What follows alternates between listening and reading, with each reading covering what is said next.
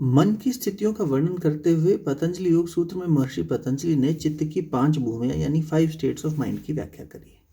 उनके शब्दों में ये है मूढ़, क्षिप्त, विक्षिप्त, एकाग्र और निरुद्ध अवस्थाएं। और इसमें से पहली 3 अवस्थाएं बिल्कुल काम की नहीं है, क्योंकि यदि व्यक्ति को योग में आगे बढ़ना है यानी किसी भी कार्य को योग अर्थात जुड़ना, यूनिजन, तो किसी भी कार्य में मन लगाकर उसे आगे बढ़ना है, चाहे वो अंतर जगत की यात्रा हो और चाहे बाहर का सांसारिक कार्य हो, उसे एकाग्र और निरुद्ध अवस्था में मन को लाना पड़ेगा। आइए समझते हैं इन स्टेट्स ऑफ माइंड को बहुत सिंपल तरीके से। पहली स्थिति को कह लेते हैं डोंकी माइंड। गधा बोझा उठा सकता है, लेकिन बहुत बार आपने देखा होगा गधा कंफ्यूज होकर एक जगह खड़ा हो जाता है। मन बोझा उठा रहा है या फिर कंफ्यूज हो रहा है, यानी हार्ड वर्क भी कर रहा है, कोई स्मार्ट वर्क नहीं, कोई इंटेलेक्चुअल वर्क नहीं, और उसके साथ साथ थक भी रहा है और कंफ्यूज होकर ब्रेन फॉग जैसी स्टेट में आके एकदम जड़ हो जा रहा है। Donkey mind is mood. अब मन हलचल में आया, लेकिन बंदर की तरह उछल कूद करने लग गया, क्योंकि कंफ्यूजन है, ये करें कि वो करें।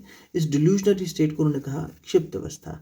विक्षिप्त हुई एक बटरफ्लाई जैसी स्टेट, जहां पर मन अभी भी उछल कूद तो कर रहा है, लेकिन बंदर जितनी नहीं हलचल है, हलचल कम हो गई है, but it is still like a butterfly from one flower to another flower. ये तीनों ही स्थितियों में मन लगाकर हम काम नहीं कर पाएंगे।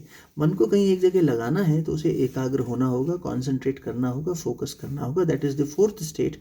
और इस स्थिति से जब साधक आगे बढ़ेगा या व्यक्ति आगे बढ़ेगा, तो वो एक ऐसी स्टेट में पहुंचेगा जहाँ एक सीमलेस फ्लो होगा, एंड दैट इज कॉल्ड निरुद्ध अवस्था।